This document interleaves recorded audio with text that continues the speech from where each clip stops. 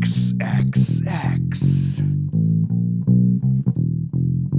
Vahinkopartio!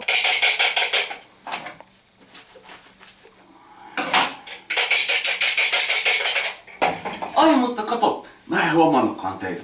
Tänään me leivotaan lättyjä.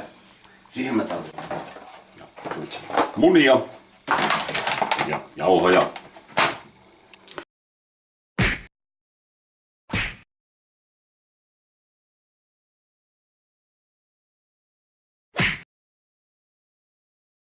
Ja nyt kun taikina on valmis, voimmekin aloittaa paistamisprosessin.